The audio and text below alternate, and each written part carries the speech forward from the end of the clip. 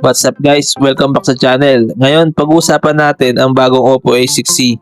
Isang budget-friendly smartphone na may malaking battery at 120Hz display. Sulit nga ba ito sa presyo na sa around 12,999 pesos sa Shopee? Alamin natin.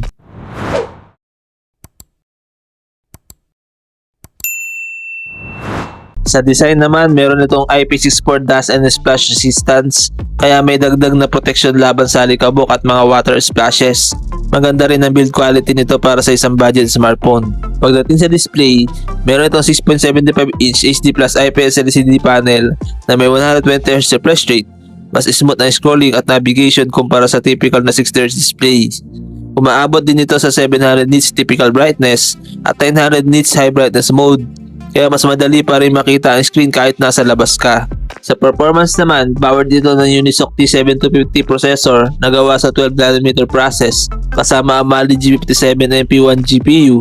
May 4GB of RAM ito plus 8GB extended RAM at 128GB internal storage. Sapat ito para sa social media, online classes, video streaming at mga casual games.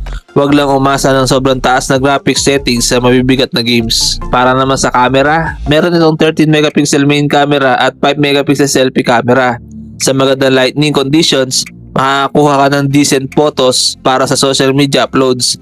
May support din ito para sa hanggang 1080p video recording sa rear camera. Isa sa pinakamalaking highlight ng Oppo A6C ay ang 7,000mAh battery. Napakalaki nito para sa isang budget phone at kayang tumagal ng 1 hanggang 2 araw depende sa usage. May kasama rin ng 15W charging na maliit para sa akin. Sa connectivity, meron siyang 4G LTE, Wi-Fi, Bluetooth 5.2, headphone jack, OTG, and USB Type-C.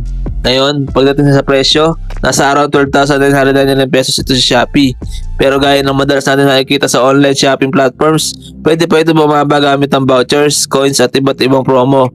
Kaya masulit itong bilhin kapag sale. Kung priority mo ay napakalaking battery life, smooth 120Hz display at maayos na basic performance para sa araw-araw, magandang option ang Oppo A6C. Pero kung heavy gamer ka o naghahanap ka ng mas malakas na processor sa parehong presyo, baka gusto mo rin tingnan na ibang alternatives bago mag-decide.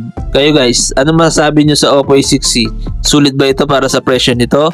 I-comment nyo sa baba. Huwag kalimutang i-like, i-share at mag-subscribe para sa mas marami pang smartphone reviews. Thanks for watching and see you on the next video.